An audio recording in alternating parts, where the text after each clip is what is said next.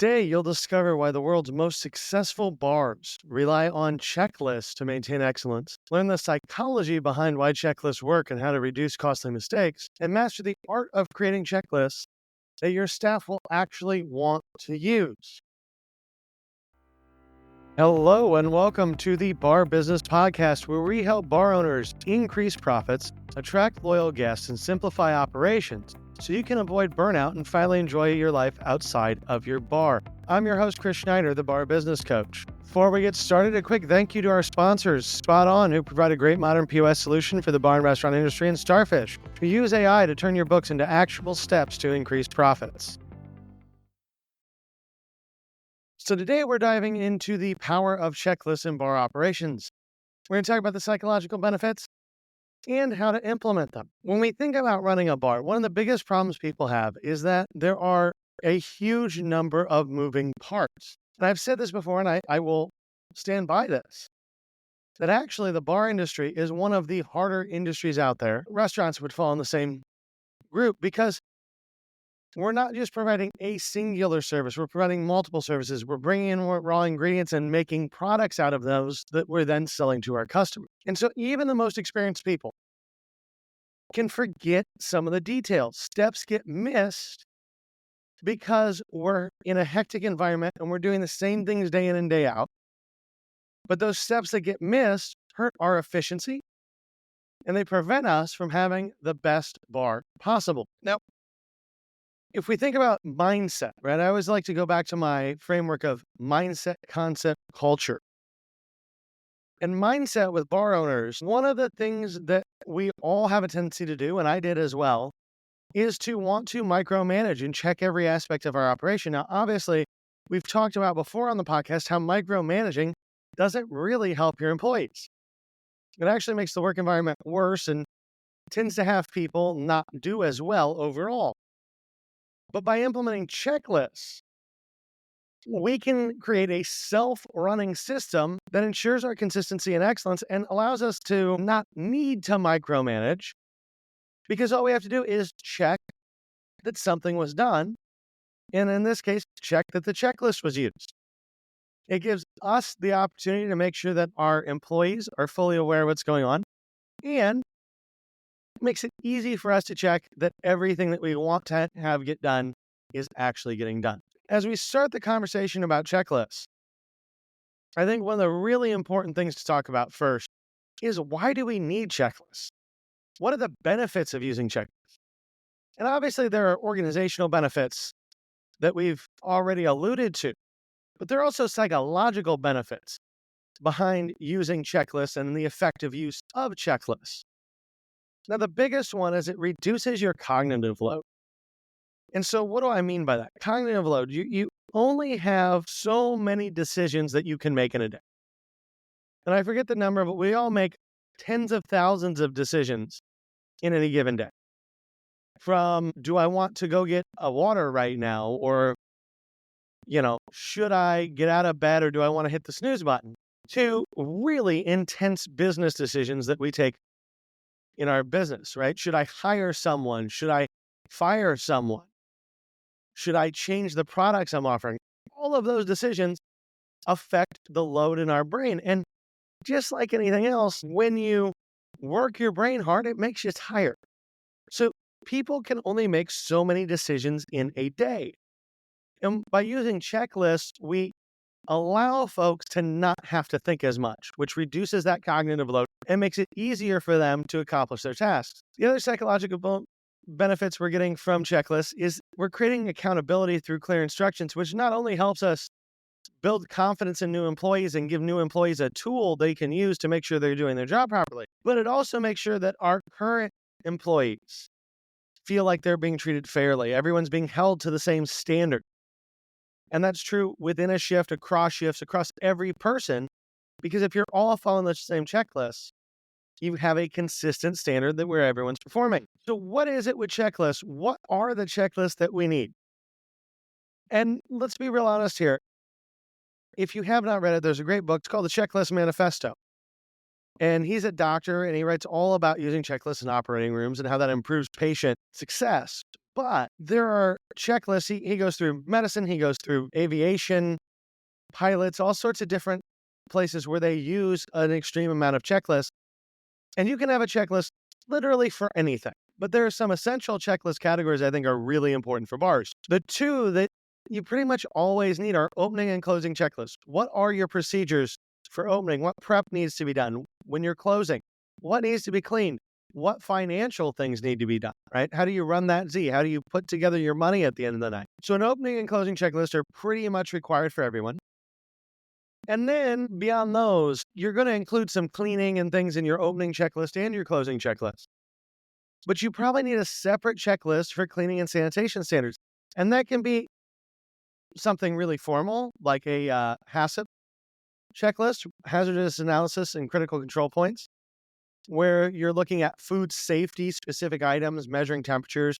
You can do something like that. But also you need more general cleaning checklists. And when it comes especially to your cleaning checklist, you need to look at, hey, here are monthly tasks, here are weekly tasks, here are daily tasks, and figure out how to break those out on a checklist so that everything gets done as it should be done. Another place you're probably going to want checklists is for your equipment maintenance. So whether that's going into all your refrigeration units and cleaning the condenser coils, or it is having someone making sure that you've arranged for someone else to come in and clean your hood every 3 to 6 months. You need those checklists to ensure that your maintenance is getting done. Because as we've talked about before, preventative maintenance is always cheaper than things breaking. The other things that you want checklists for, and this is something that a lot of people forget about, is emergency response procedures. And when I say emergency response procedures, I'm talking anything from what is our procedure if someone passes out? And not necessarily from being drunk. I mean, obviously people do pass out from being drunk, and that's a different story. But like has a medical problem and passes out. I know I have had folks in my bars over the years that have passed out due to an issue with diabetes or another medical issue. And you need a checklist on that to say, okay, step 1, make sure that they're not injured. Step 2, call 911. Step 3, do this. Step 4, do that. Other kind of emergency response that you would want a checklist for, if you have a fight, if you have a safety incident, those all need to get recorded. And a lot of times, especially if you have a fight, or again, if someone just passes out due to a medical issue that has nothing to do with your service or what you're doing, you need a checklist because you're going to be full of adrenaline. You're going to be just going. And sometimes it's hard to collect everything you're supposed to collect in the process of getting a situation handled. So a checklist comes in really handy there. Now, how do we create checklists that actually work? Checklists can take on any framework that you want them to. I personally like them to be as simple and straightforward as possible. And I think it's really important that you use clear and actionable language. Rather than say, clean the floor, say, sweep the floor, then mop the floor with floor cleaner, right? Be specific, be clear, be actionable. And part of the reason why you want to be, in a lot of cases, a little bit more specific than you think you need to be is for those newer employees, for people that are maybe cross-training or someone's helping someone else out and doing a job they don't normally do. Having that information where it spells out exactly what they should do is important. Now, the other thing that we need to consider when we're creating checklists is we need to have specific completion criteria. Now, what I mean by specific completion criteria is there needs to be some indication in the checklist itself about what the end state of whatever that checklist is doing should be. So, for example, if the checklist just said, clean the fryer, all right, I would argue that we can, drain the fryer, boil it out. There's all sorts of steps in there that can be in there, scrubbing and all those sorts of things. But then we also need to give a specific completion criteria, such as when the fryer is clean, the oil should be perfectly clean. There should be no residue left on any of the surfaces of the fryer, and all the stainless steel should be shiny. Whatever that completion criteria is, we want to give that to people because that's going to allow them to understand when they've done the job fully. The other big thing with checklists, and this is something I see unfortunately far too often, management makes a really good checklist. Owners approve of it. They implement it. They train people on it. And then those checklists like disappear because there's no place for them to be. It's not accessible. So your checklists always need to be insanely accessible and preferably have a place where they just live and it's always in the same spot. What I always did for checklists is I would print them out and then laminate the sheet of paper so that they could use a dry erase marker to check it off. That way I didn't have to print a new checklist every day. And then I would put that on a clipboard and I would have clipboards hanging in specific locations with checklists. So right next to the POS behind the bar was the bartender opening and closing checklist. By the server station was the server opening and closing checklist and the front of house cleaning checklist. In the kitchen, you'd have the prep checklist and the cleaning checklist. So make sure they're accessible when you create your checklist. Now, a final note on creating checklists, a lot of people today want to do them in a digital format. And you can absolutely do digital checklists. But here's the thing. Personally, I don't really want employees on their phone during service. It just doesn't look good. And it's really funny, but if you think about the psychology of a bar guest, if they're watching someone do work and then be on their phone checking things, some people will interpret that as being rude or that you're on Facebook and ignoring them. But if you have a clipboard with a physical checklist on it and you're checking things off, no one's going to think anything of it other than you're using a checklist. So there is some guest psychology that can come into play whether or not you want to do a digital versus physical checklist. The other thing I like about physical checklists, and you can make an argument that digital checklists are a lot harder to manipulate because we have timestamps and we have logins and we can see who did what and all that's true. Physical checklists, I can just check, and you don't know whether or not that actually got done. We just see that there's a check there. But physical checklists, I also feel like are a better reminder to people. It's on a hook next to where they're doing their work. They're going to see it. They're going to be aware of it. Whereas something that's on their phone, maybe they don't pull their phone out of their purse. Maybe they don't see it. So it's plausible that a digital checklist gets used less than a physical checklist. So we understand why we need checklists and then what kind of checklists we need and how we want to create them. But how do we implement them? And this is actually one of the hardest parts because it's really easy to make a checklist and it's really hard to get staff to use them. And I cannot tell you how many times I go into a place and, we start talking about policies and procedures. We start talking about checklists and they go, oh yeah, we got tons of checklists. Awesome. Let's see them. Awesome. You got them. They're great. They meet every requirement that a checklist should. When's the last time somebody used them? Well, I don't know, a month ago.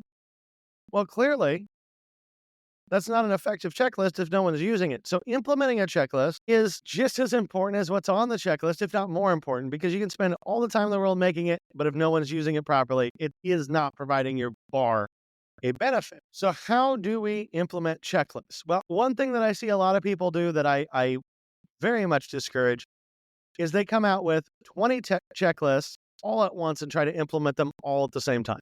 If you don't currently have your staff using checklists, implement one area of your bar at a time. So you want to start with either one area or one type of checklist. If you're going to implement checklists and you don't currently have any, providing each job duty with an opening and closing checklist is a great place to start because it's simple, it's concise, and it should really be, if you don't have a checklist in place, things they're already doing, maybe one or two things that they're not. But most of it should be things they already know how to do and are already doing. But you can't just hand somebody a checklist and say, do this. You have to train them on it. You have to train them in how you want them to use it. If it's a laminated sheet of paper, you have to be like, okay, when you come in, I want you to go around it and you check this every time you do something, and then you initial at the bottom, however that process looks like. But you need to train them on how to use the checklist. Then you need to make sure not just that they know how to use the checklist, but they know how to do everything on the checklist. Like I said, you can say clean the fryer. Sounds like a simple statement. There are a lot of steps involved in there, and there are a lot of different ways to do it. Are you draining the oil and throwing it out? Are you filtering oil? When do you filter oil versus when do you throw oil out? So make sure that not only do you train them on how to use the checklist itself, but train them on what each line item means and how to properly complete that line item. Then you need to monitor completion rates. because you've implemented a checklist, but you need to monitor that people actually use it.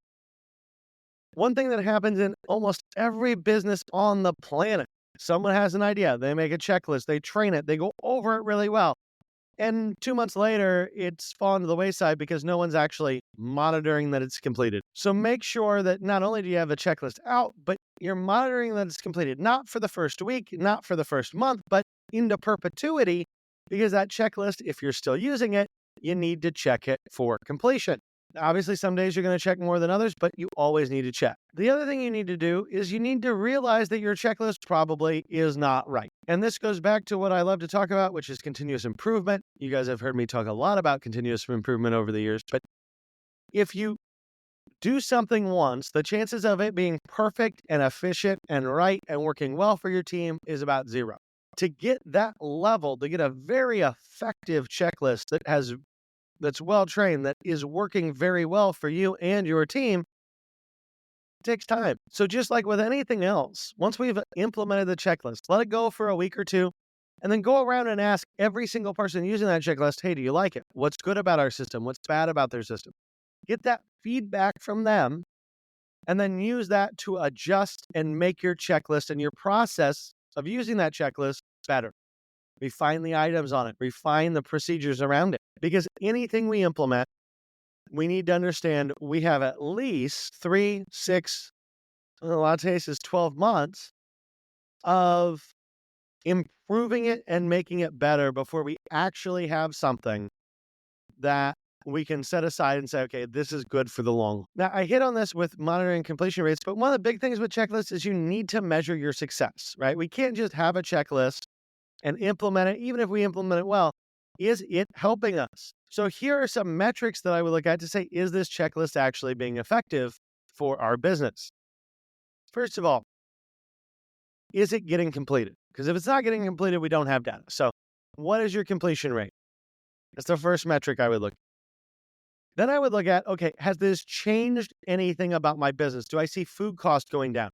Do I see labor costs going down? Is my kitchen cleaner?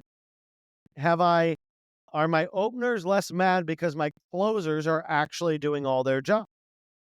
Whatever that checklist may be, are we reducing error, as in not an error like something is wrong, but not error in the way a lot of people think of it. Error in more of a lean management, quality management ideal, where are we closer to our ideal than we were before? Are we making less mistakes? Are we closer to what we want it to be? Is the variance between the theoretical place we want to be and the actual place we are, have we reduced that gap? Now, the other thing we want to measure when we're looking at the success of a checklist is our team happy with it? Because you might have a great team. They may trust you. They may go along with whatever you throw at them. But if they don't like it and they're not happy with it, long term, that's going to decrease morale. It's going to hurt your team as a whole. So how does your team enjoy using it? Is it solving their problems? Is it creating new problems for them?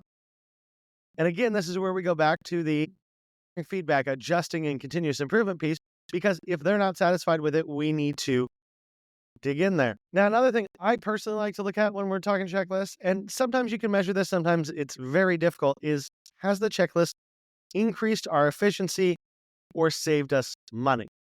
Increasing efficiency, not the hardest thing in the world to judge, because even if you can't really measure like how long it takes folks to do things, you can say, well, are we getting this done more often?